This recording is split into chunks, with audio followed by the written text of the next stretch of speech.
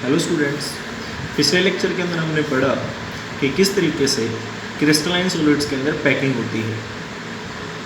इस लेक्चर के अंदर हम देखेंगे कि किसी भी केमिकल कंपाउंड का जो फॉर्मूला है वो हम एक सीसीपी के स्ट्रक्चर को देखते हुए किस तरीके से निकालते हैं। हमने 3 डायमेंशनल पैकिंग के अंदर एक सीसीपी स्ट्रक्चर पढ़ा और एचसीपी, और इसके अलावा हमने पढ़े 2 टाइप के वॉइड्स और एम्प्टी स्पेसेस। एक था आपका टेट्राहेड्रल वॉइड और दूसरा होता है ऑक्टाहेड्रल वॉइड। अब हमने ये भी जाना कि टेट्राहेड्रल वॉइड्स का नंबर किसी भी यूनिट सेल के अंदर उस यूनिट सेल के अंदर प्रेजेंट कॉन्स्टिट्यूएंट पार्टिकल्स का डबल होता है, but octahedral voids are equal to the number of constituent particles present in a unit cell। वो हमने देखा था, जैसे ये है हमारे पास, let the number of closed packed spheres be n, then the number of tetrahedral voids are twice of the number of spheres, hence the number of tetrahedral voids is equal to 10 to the n, but the number of octahedral voids is equal to the number of spheres। तो कहने का मतलब ये होगा कि unit cell के अंदर जितने एटम्स और स्फीयर्स प्रेजेंट हैं उसके बराबर होता है octahedral voids, और उससे डबल होगा आपका टेट्राहेड्रल voids। अब यहाँ पर हम फॉर्मूला किस तरीके से निकालते हैं, ठीक है। तो 2 टाइप के जो वॉइड्स हैं वो हमने देखे। सपोज हमारे पास कोई भी एक आयनिक सॉलिड है। आयनिक सॉलिड के अंदर कॉन्स्टिट्यूएंट पार्टिकल्स आयंस होंगे। आयंस हमारे पास 2 टाइप के होते हैं, एक होता है कटायन और दूसरा होता है अनायन। अनायन का साइज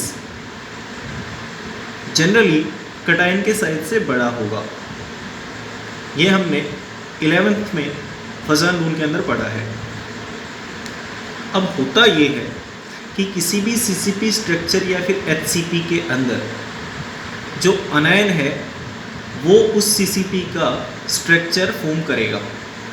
अनायन का फंक्शन है सीसीपी का जो स्ट्रक्चर है वो बनाना, बट जो कटायंस हैं उनका काम होता है उस स्ट्रक्चर के अंदर प्रेजेंट टेट्राहेड्रल वॉइड या फिर ऑक्टाहेड्रल वॉइड को ऑक्यूपाई करना।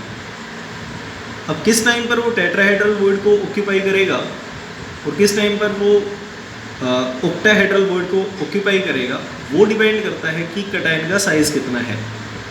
अगर कटायन का साइज़ कंपेरेटिवली थोड़ा सा ज़्यादा है, बड़ा है, तो वो ऑक्यूपाई करेगा ऑक्टाहेड्रल वॉइड को, और अगर कटायन का साइज़ थोड़ा छोटा है तो वो कवर करेगा टेट्राहेड्रल वॉइड को। बट ऐसा कुछ नहीं होगा कि वो सभी टेट्राहेड्रल वॉइड्स और ऑक्टाहेड्रल वॉइड्स को ऑक्यूपाई करेगा। वैसे अनायन का साइज कटायन के साइज से बड़ा होता है और अनायन का फंक्शन है किसी भी सीसीपी के स्ट्रक्चर को फॉर्म करना। जैसा कि यहाँ पे लिखा हुआ है, in ionic solids the closed packed structure is formed by the anions bigger in size and cations smaller in size occupy the tetrahedral void और octahedral void।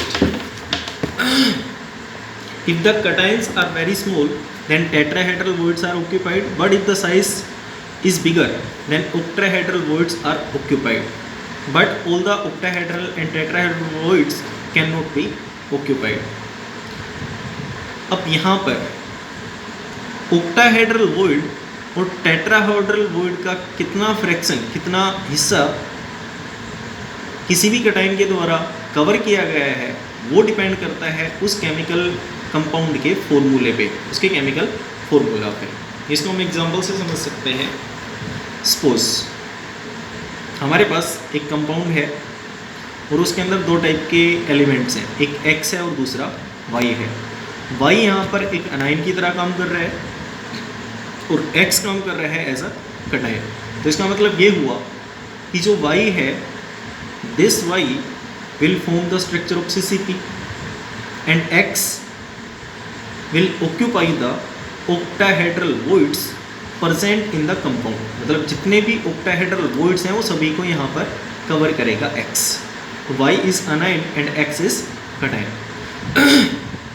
तो हम ये मान लेते हैं कि Y का नंबर यहाँ पे 1 है। दूसरी चीज़ ये भी है कि जितने Y के एटम्स हैं उसके बराबर ही ऑक्टाहेड्रल वॉइड्स का नंबर होगा।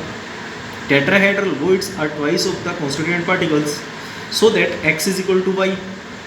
अगर हम इन दोनों का रेशियो देखें तो 1:1 आएगा, ठीक है ना। मतलब ये हम जानते हैं कि जितने हमारे पास कॉन्स्टिट्यूएंट पार्टिकल्स हैं उतने ही ऑक्टाहेड्रल वॉइड्स होते हैं।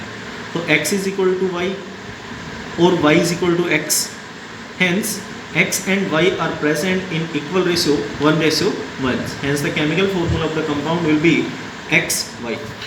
ओके, फिर उसके बाद में है दूसरा एग्जाम्पल।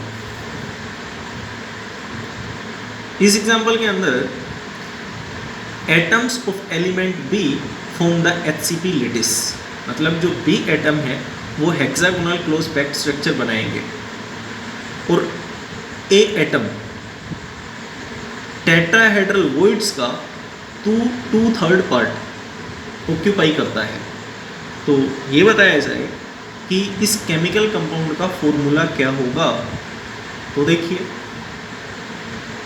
जैसा कि यहाँ पर गिवन है, B का फंक्शन है HCP का स्ट्रक्चर बनाना, A ऑक्यूपाई करेगा यहाँ पर टेट्राहेड्रल वॉइड्स का 2/3 पोर्शन।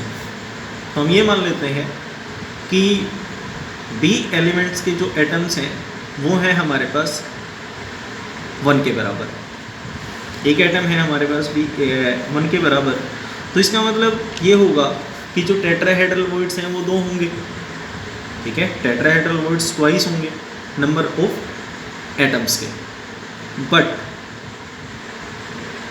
टेट्राहेड्रल वॉइड्स का सिर्फ 2/3 पार्ट कवर होगा इन A एटम्स के द्वारा, ठीक है। तो यहाँ पर लिखा हुआ है the number of tetrahedral voids are twice of the number of spheres so that 2 × 2/3 portion will be occupied so that ratio of number of atoms A and B। तो यहाँ पर ये हमारे पास आ गया A का रेशियो, B का ratio हमारे पास 1 रहेगा, 2 × 2/3 रेशियो 1, ठीक है। अब यहाँ पर 1:B, जैसे हम इसको सोल्व करेंगे तो ये हमारे पास आएगा 4/3 रेशियो 1, और सोल्व करने पर A is equal to 4 and B is equal to 3, so that the chemical formula will be A4B3, hence the formula of the compound is A4B3। इस तरीके से हम किसी भी केमिकल कंपाउंड का जो फॉर्मूला है वो निकाल सकते हैं। हमें यहाँ पे देखना ये होगा कि कौन सा कॉन्स्टिट्यूएंट पार्टिकल कौन सा स्ट्रक्चर फॉर्म कर रहा है, और दूसरा जो हमारे पास एटम होगा वो किस तरीके के वॉइड्स को कवर कर रहा है। उसके बेसिस पे हम केमिकल फॉर्मूला को निकाल सकते हैं, ओके। अब उसके बाद में हम किस तरीके से टेट्राहेड्रल वॉइड्स और ऑक्टाहेड्रल वॉइड्स को लोकेट कर सकते हैं, हम ये बता सकते हैं कि कितने टेट्राहेड्रल वॉइड हैं, कितने ऑक्टाहेड्रल वॉइड्स हैं और वो कहाँ पर होंगे, ठीक है। तो ये हम जानते हैं कि टेट्राहेड्रल वॉइड्स का नंबर ऑफ एटम्स से डबल होगा और ऑक्टाहेड्रल वॉइड्स के बराबर होगा नंबर ऑफ स्फीयर्स। ये अगर आपने पिछले चैप्टर लेक्चर्स अच्छे तरीके से समझें तो यहाँ पर आपको कोई प्रॉब्लम नहीं आएगी। अब हमने 3 डायमेंशनल स्ट्रक्चर के अंदर ये समझने की कोशिश करी थी कि किस तरीके से टेट्राहेड्रल वॉइड फॉर्म होगा और किस तरीके से ऑक्टाहेड्रल वॉइड की फॉर्मेशन होती है। टेट्राहेड्रल वॉइड की फॉर्मेशन तब होती है जब हम 3 डायमेंशनल स्ट्रक्चर की पैकिंग करेंगे। तो पैकिंग करते टाइम SCP स्ट्रक्चर के अंदर जैसे ही हम अगली लेयर पुट करते हैं 3 डायमेंशन के अंदर, तो उसके बाद में जो पहले ट्रायंगुलर वॉइड्स थे उनके ऊपर जैसे हमने ये लेयर पुट करी तो उसके बाद में जो टेट्राहेड्रल वॉइड्स हैं उनकी फॉर्मेशन होगी। अब टेट्राहेड्रल वॉइड्स की फॉर्मेशन के दौरान होता ये है कि जो हमारे पास टोटल 4 एटम्स या फिर कॉन्स्टिट्यूएंट पार्टिकल्स हैं, उनके जैसे ही सेंटर को हम मिलाते हैं तो उसके बाद में टेट्राहेड्रॉन की फॉर्मेशन होगी, और इसी वजह से हम इसको बोलते हैं टेट्राहेड्रल वॉइड। अब यहाँ पर सपोज हमारे पास कोई एफसीसी स्ट्रक्चर है और सीसीपी स्ट्रक्चर है। यहाँ पर हम एफसीसी और सीसीपी स्ट्रक्चर मान के चलेंगे। एफसीसी के अंदर आपने देखा कि टोटल एटम्स कितने होते हैं, 4। अब ये हम जानते हैं कि tetrahedral voids are twice of the constituent particles, twice of the number of constituent particles, hence the total number of tetrahedral voids is equal to 8। और यहाँ पर हम इसको लोकेट, मतलब ये किस तरीके से पता चल लगाएंगे कि कहाँ पर टेट्राहेड्रल वॉइड प्रेजेंट है। तो इसमें हम जो 4 एटम्स हैं 3 डायमेंशन के अंदर, उनके सेंटर्स को मिलाएंगे, और जैसे ही सेंटर्स को हम मिलाते हैं तो उसके बाद में आपका जो टेट्राहेड्रल वॉइड है वो प्रेजेंट होगा। ये हमने पीछे अच्छे तरीके से देखा था, तो अगर ये यहाँ पे समझ में नहीं आ रहा तो आप पीछे देख सकते हो। Next one is the octahedral voids. तो देखिए ऑक्टाहेड्रल वॉइड्स की फॉर्मेशन कैसे होगी, ये भी हमने पीछे पढ़ा था। हम टोटल 6 एटम्स के सेंटर्स को जैसे ही हम ज्वाइन करेंगे तो ज्वाइन करने के बाद में एक ऑक्टाहेड्रॉन की फॉर्मेशन होती है, और इसी वजह से यहाँ पर जो वॉइड क्रिएट होगा उसको बोलेंगे हम ऑक्टाहेड्रल वॉइड। इन एफसीसी और CCP structure unit cell the body center is not occupied and surrounded by 6 atoms on the face centers. Total 6 atoms होंगे। When centers of these 6 atoms are joined, then formation of octahedron takes place, and it results into octahedral void. Hence, this unit cell has one octahedral void at the body center of the cube. मतलब यहाँ पर एक octahedral void बनेगा आपके body center पे, ठीक है। अब उसके बाद कुछ octahedral voids और बनेंगे, एफसीसी स्ट्रक्चर है। तो यहाँ पर हमारे पास टोटल जो एज लेंथ्स हैं वो होती हैं 12 किसी भी यूनिट सेल के अंदर। अब यहाँ पर एज लेंथ का मतलब समझिए क्या होता है। जैसे हमारे पास एक यूनिट सेल है, ठीक है, इस यूनिट सेल के अंदर ये जो यहाँ से लेकर एक कॉन्स्टिट्यूएंट पार्टिकल से दूसरे कॉन्स्टिट्यूएंट पार्टिकल्स के बीच में जो लेंथ है उसको बोलते हैं हम एस लेंथ। तो यहाँ पर टोटल 12 एस लेंथ्स होंगी, ठीक है ना, ये एस लेंथ है। अब टोटल एस लेंथ 12 है। अब एक एस लेंथ के ऊपर एक ऑक्टाहेड्रल वॉइड होता है, और उस ऑक्टाहेड्रल वॉइड का सिर्फ 1/4 पोर्शन एक यूनिट सेल के पास में रहेगा। तो टोटल ऑक्टाहेड्रल वॉइड्स बनेंगे 3, 12 × 1/4। टोटल एस लेंथ है 12, और हर एक एस लेंथ के ऊपर एक ऑक्टाहेड्रल वॉइड है। तो 12 एस लेंथ है तो 12 ऑक्टाहेड्रल वॉइड, और इसका सिर्फ 1/4 पोर्शन एक यूनिट सेल के पास में प्रेजेंट है। तो टोटल ऑक्टाहेड्रल वॉइड्स बन जाएंगे 3। अब यहाँ पर एक ऑक्टाहेड्रल वॉइड था बॉडी सेंटर पे, और 3 ऑक्टाहेड्रल वॉइड्स हैं एस लेंथ पे। तो टोटल ऑक्टाहेड्रल कितने हो गए वॉइड्स? 4। अब दूसरे वर्ड्स में अगर हम इसको देखें तो number of octahedral voids is equal to the number of constituent particles और spheres present in a unit cell. तो यहाँ पर एफसीसी के अंदर टोटल 4 कॉन्स्टिट्यूएंट पार्टिकल्स हैं, तो ऑक्टाहेड्रल वॉइड्स यहाँ पर हो जाएंगे 4। इस तरीके से हम ऑक्टाहेड्रल वॉइड्स को लोकेट कर सकते हैं, ठीक है। ये हमने पीछे पढ़ा था कि 1 octahedral void is surrounded by total 6 spheres or atoms, 4 belongs to the same unit cell। 4 होंगे सेम यूनिट सेल पे, 2 होते हैं कॉर्नर पे, 2 होंगे फेस पे, और 2 होंगे अगली यूनिट सेल के पास में, ठीक है।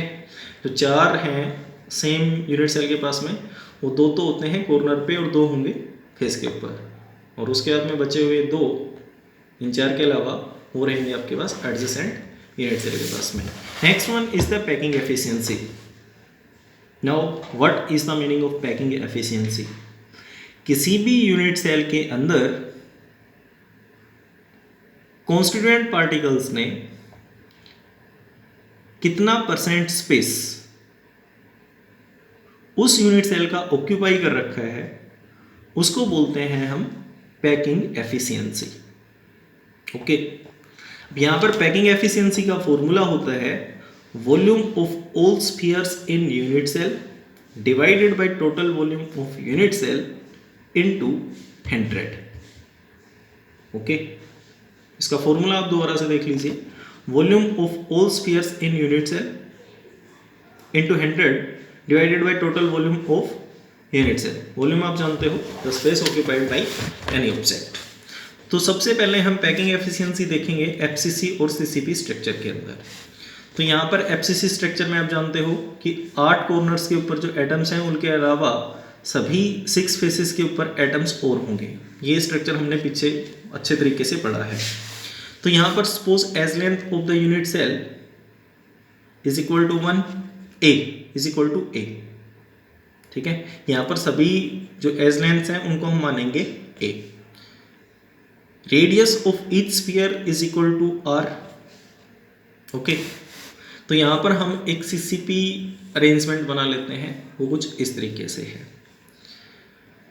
यहाँ पर ये जो हाफ है पार्ट, इसका रेडियस आर और एक रेडियस ये, तो ये टोटल बनेगा 2r और हाफ रहेगा आपका ये r। यहाँ पर इस एटम का रेडियस है 2r यहाँ से लेकर यहाँ तक, और ये r, और ये है आपकी एज लेंथ्स। ठीक है, अब एफसीसी के अंदर टोटल नंबर ऑफ एटम्स कितने होते हैं? 4। ठीक है, अब यहाँ ए से लेकर सी तक जो टोटल रेडियस है वो 4r रहेगा। एक r ये, 2r ये, टोटल 3, और एक ये 4, तो 4r रहेगा। AC is equal to 4r। उसके बाद कंसीडर द ट्राइंगल ABC। हम ये ट्राइंगल मानते हैं ABC। तो ये जो AC स्क्वायर है वो होगा AB square plus BC square के बराबर। A से B तक जो लेंथ है वो A है, और B से C तक जो S लेंथ है वो भी A है।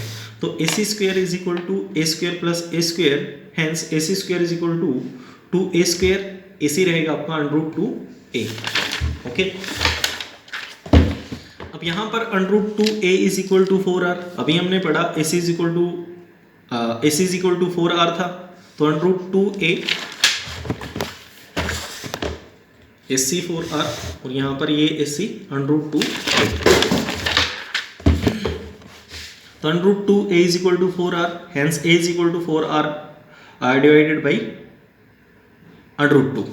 ओके, अब यहाँ पर ये हमारे पास आ गई एक एस लेंथ। अगर हम किसी यूनिट की वॉल्यूम को निकालें तो इस एस लेंथ का क्यूब हो जाएगा। ठीक है, तो यहाँ पर A cube is equal to 2√2r cube. तो ये एक यूनिट सेल की जो टोटल वॉल्यूम है वो रहेगी आपकी 16√2r क्यूब। अब volume of one sphere is equal to, एक स्फीयर का जो वॉल्यूम होता है वो होता है आपका 4/3 πr क्यूब। अब यहाँ पर एफसीसी में टोटल एटम्स या फिर जो स्फीयर्स हैं वो 4 होंगे, तो सभी 4 एटम्स का जो हमारे पास टोटल वॉल्यूम होगा वो होगा 16/3 πr क्यूब। अब जैसे ही हम पैकिंग एफिशिएंसी का फॉर्मूला पुट करेंगे, 4 स्फीयर्स की volume into 100 divided by total volume of unit cell. हमने टोटल वॉल्यूम पीछे निकाली है यूनिट सेल की, तो जैसे इस फॉर्मूला के अंदर हम इसको पुट करेंगे तो हमारे पास जो पैकिंग एफिशिएंसी आएगी वो होगी 74%। ठीक है, hence packing efficiency in CCP और FCC is equal to 74%। Okay, next है हमारे पास हेक्सागोनल क्लोज पैकिंग। अब कहने का मतलब ये है कि सभी पैकिंग एफिशिएंसीज के अंदर आपको एक तो ये पता होना चाहिए कि उस स्ट्रक्चर के अंदर टोटल नंबर ऑफ एटम्स कितने हैं, उस यूनिट सेल की जो टोटल वॉल्यूम है वो कितनी आएगी। अगर हमें इन सब चीज़ों का पता है तो हम आसानी से पैकिंग एफिशिएंसी को निकाल सकते हैं। ओके, तो यहाँ पर HCP के अंदर पैकिंग एफिशिएंसी कितनी होगी, तो यहाँ पर हम डायरेक्ट देखते हैं कि किसी भी HCP के यूनिट सेल का जो टोटल वॉल्यूम है वो कितना होगा। वॉल्यूम आप जानते हो length into breadth into height, ये जैसे ही हम निकालेंगे तो यहाँ पर टोटल वॉल्यूम आएगी आपकी 24/2r³। अब यहाँ पर HCP के अंदर कितने एटम्स होंगे, टोटल एटम्स होते हैं 6, 12 इंटू 1/6 कॉर्नर्स पे, 2 इंटू 1/2 फेस सेंटर्स पे, और 3 होते हैं बॉडी सेंटर पे। तो total number of atoms in HCP is equal to 6। ठीक है, तो यहाँ पर एक स्फीयर की वॉल्यूम होती है 4/3, तो 6 की अब टोटल आ जाएगी वॉल्यूम 8πr³। ठीक है, अब जैसे हम यहाँ पर ये फॉर्मूला पुट करेंगे तो पुट करने के बाद में फिर दोबारा से पैकिंग एफिशिएंसी HCP की 74% होगी। ठीक है, next one is the packing efficiency in body centre. Body centre का स्ट्रक्चर आप पीछे देख लीजिए, ये किस तरीके से बनता है। ये बॉडी सेंटर है, तो इसको मानेंगे हम A, ये B, C और ये D। ठीक है, तो total number of atoms in BCC is equal to 2, ये हमने पीछे पढ़ा। एस लेंथ हम यहाँ मान के चलते हैं कि A है, रेडियस है यहाँ पर R। ओके, तो यहाँ पर अब ये मानिए कि इधर ये आपके पास स्ट्रक्चर है। ठीक है, व्यू ऑफ AD का व्यू है हमारे पास। तो यहाँ पर radius of AD is equal to 4r आएगा। ठीक है, 2r, 3r और ये 4r। AD is equal to 4r। Okay, consider right angle triangle ABC। तो यहाँ पर जैसे कि हम इसको देखें, ये ABC है, तो AC is equal to AB² plus BC²। ठीक है, यहाँ पर इनके बीच में जो एज लेंथ है वो रहेगी आपकी A। ओके, तो यहाँ पर ये ट्राइंगल आ गया AC² is equal to 2A² is equal to AC is equal to √2A। ठीक है, similarly in right angle triangle ACD, तो ये टोटल आएगा AD² is equal to BC² plus AC²। ठीक है, मतलब ये AD BC² और AC² के का सम होगा। ओके, तो यहाँ पर AD² is equal to 3A², AD is equal to √3A, और AD हमारे पास 4r के बराबर होगा। So A is equal to 4r upon √3। तो यहाँ पर वॉल्यूम अगर हम निकालेंगे तो इसको 3 की पावर में लिखेंगे, 3 इसके पावर में लिखेंगे, उसके बाद में जो टोटल वॉल्यूम है वो आपके यूनिट सेल का आ जाएगा। ठीक है, तो इस तरीके से निकालकर हम किसी भी BCC का जो टोटल वॉल्यूम है वो आसानी से निकाल सकते हैं। ओके, तो यहाँ पर जो पैकिंग एफिशिएंसी है वो आएगी टोटल आपकी 68%। यहाँ पर आपको एक तो यूनिट सेल का वॉल्यूम पता होना चाहिए। ठीक है, सभी स्फीयर्स का, BCC के अंदर 2 एटम्स हैं, एक एटम का जो वॉल्यूम है वो आता है 4/3πr³। ठीक है, जैसे हम इन दोनों वैल्यूज को पुट करेंगे तो पुट करने के बाद में आपके पास आंसर आएगा वो होगा 68%। ओके, अब उसके बाद में है पैकिंग एफिशिएंसी इन सिंपल और primitive cubic unit cell. Primitive और क्यूबिक यूनिट सेल के अंदर टोटल नंबर ऑफ एटम्स कितने होंगे, 1, क्योंकि यहाँ पर सिर्फ कॉर्नर्स के ऊपर एटम प्रेजेंट है। एस लेंथ आपको A मान के चलनी है, रेडियस आपका R रहेगा। अब यहाँ पर सभी जो स्फीयर्स हैं वो एक दूसरे को टच कर रहे हैं, so that A is equal to 2R। Okay, number of atoms 1 है, एक एटम और स्फीयर की वॉल्यूम 4/3πr³ है। वॉल्यूम ऑफ क्यूब टोटल आ जाएगी आपकी A³ के बराबर, ये A है, इसका जैसे हम क्यूब करेंगे तो 8r³ आएगा। पैकिंग एफिशिएंसी आपकी अकॉर्डिंग टू फॉर्मूला हम आसानी से निकाल सकते हैं। जैसे ही ये वैल्यूज़ हम यहाँ पर पुट करेंगे तो उसके बाद में जो पैकिंग एफिशिएंसी है वो हमारे पास आएगी 52.37%। जैसे इसको हम राउंड ऑफ करेंगे तो ये रहेगा आपका 52.4%। Hence packing efficiency in primitive unit cell is equal to 52.4%। Okay, और ये हमारे पास इन सभी की पैकिंग एफिशिएंसीज की एक टेबल है। Thank you.